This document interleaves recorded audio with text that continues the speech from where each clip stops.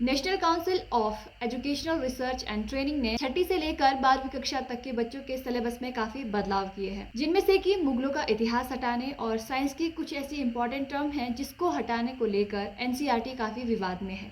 नमस्कार, मैं हूं सपना ठाकुर। स्वागत है आपका एजुकेशन ऑफ भारत में। एनसीईआरटी काफ़ी चर्चा में बना हुआ है क्योंकि उन्होंने जो ये डिसीजन लिया है कि 6 क्लास तक के 12वीं क्लास तक के बच्चों के सिलेबस में कुछ चेंजेस किए जाएं।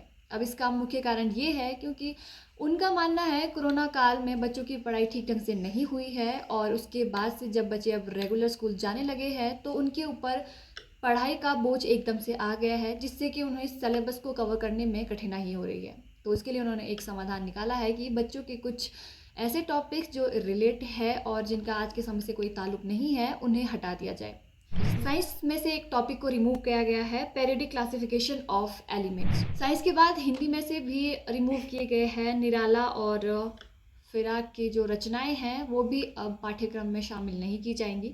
अगर बात करें सोशल साइंस की तो ज़्यादा फोकस उस पर किया गया है कि उसमें जो इतिहास है उसको बच्चों को समझने में काफ़ी कठिनाई होती है, तो उसके लिए मुगलों का इतिहास उसे हटाया गया है और कुछ राजनीतिक शास्त्र जो सब्जेक्ट है उसके भी चैप्टर्स रिमूव किए गए हैं, डेमोक्रेसी एंड डाइवर्सिटी।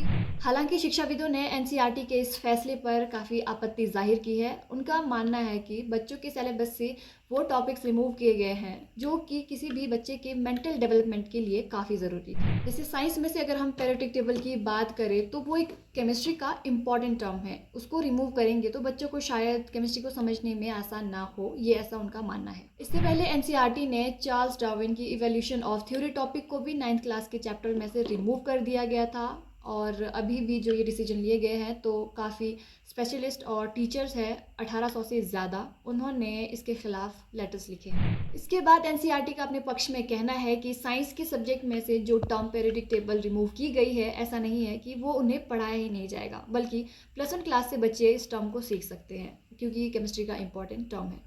उनका कहना है कि चैप्टर्स के कठिन होने से और कंटेंट की ओवरलैपिंग की वजह से और साथ ही साथ आज के संदर्भ में उन टॉपिक्स का कोई मेल नहीं है और उतनी इंपॉर्टेंस नहीं है, जिस कारण से इन टॉपिक्स को रिड्यूस किया गया है, रिमूव कर दिया गया है ताकि बच्चों का बर्डन कम हो सके और उनको सिलेबस समझने में आसानी हो।